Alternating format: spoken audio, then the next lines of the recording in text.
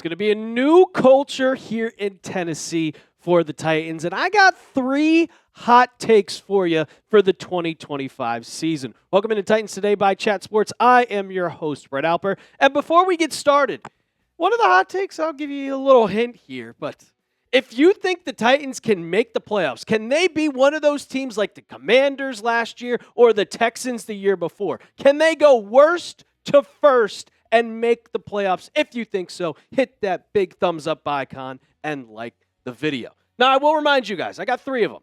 And these are bold takes, not mild takes.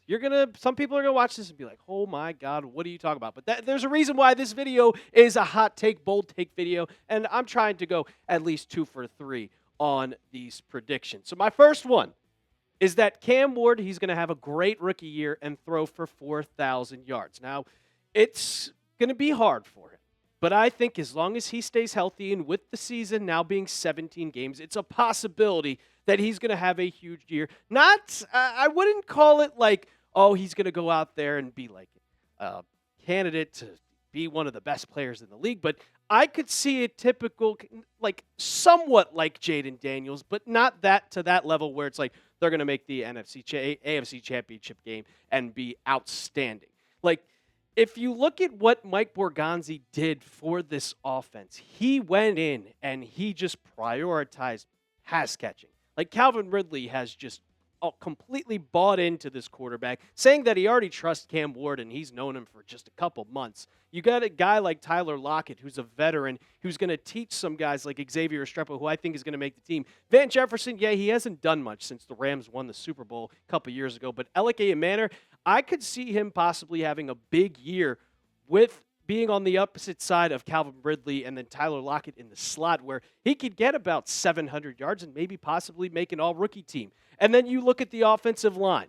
It was not that great last year, but then you gave Dan Moore Jr. a bunch of money. You get Lloyd Cushenberry back after his Achilles injury. Kevin Zeitler was guarding Jared Goff, and J.C. Latham gets to move from his original spot. He gets to move back to his original spot at right tackle compared to where he was last year at left tackle. So Mike Borgonzi prioritized, 1, protecting the quarterback and also getting pass catchers. And that's something that a quarterback could use like Cam Ward. And when you have Calvin Ridley, who with last year, with Mason Rudolph and Will Levis as his quarterback, still had 1,000 yards. So now you get a good, competent quarterback in the system, in Brian Callahan's system where he's worked with Joe Burrow back when he started with the Bengals. Like Calvin Ridley's going to have at least 1,200 yards in my prediction. If you can get 1,000 and only on 64 catches with Will Levis and Mason Rudolph, that says it all, especially with 17. So here's my prediction for what Cam Ward could do. 23 touchdowns. I'm not going to go out there and say he's going to throw for like 25, 26. You have Tony Pollard, which can run the ball, 66.4 completion percentage. Solid for a rookie quarterback, 4,075 yards, and then 11 touchdowns. But the real question that I'm going to see is, can he win Offensive Rookie of the Year? And that is a big question because you have a guy that's probably the favorite to win it, and that's Ashton Genty. And with a Pete Carroll-type offense in Las Vegas, they're going to run the ball a ton. And when you have the Raiders, this is what CBS Sports projected: 273 carries, 1,115 yards, and 10 touchdowns. I think that would definitely win the Offensive Rookie of the Year. But if Cam Ward goes out there and competes for a playoff spot, he's got a really, really good chance to win Offensive Rookie of the Year. Next one.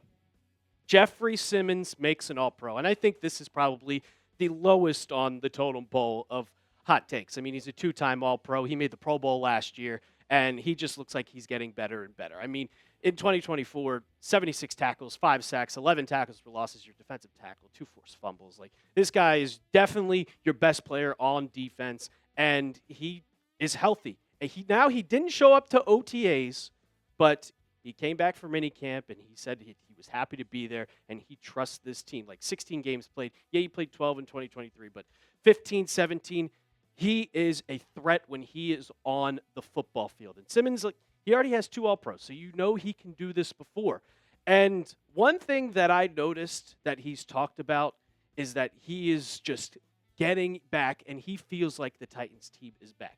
He knows he's the focal point of this defense. He knows that all eyes are on him and that he is the best player. He's the leader of this team. He's been talking trash with Cam Ward back and forth, just trying to get the camaraderie, the chemistry together. And you can tell that he really likes being back here with a team that's not going to be the worst team in the NFL. He's also put himself in shape for 2025. Like, you didn't show up to OTAs and everybody's like, where the hell is Jeffery Simmons? Well, he went on a gigantic diet, and at minicamp, they spoke to him, and he said he's down 20 pounds. He said it felt different. I feel great. I feel lighter on my feet, but still very explosive, and we have to be better with the sack numbers. Those sack numbers are not great. They are bottom 3 in the NFL back in 2024. But you get T'Vondre Sweat, Jeffery Simmons, and then you also have your edge rushers in Femi Oladejo. You signed Lorenzo Carter and Draymond Jones. I feel like that front 7 could really help, and Jeffery Simmons leading the pack, I think that it's definitely going to help. And I think Simmons,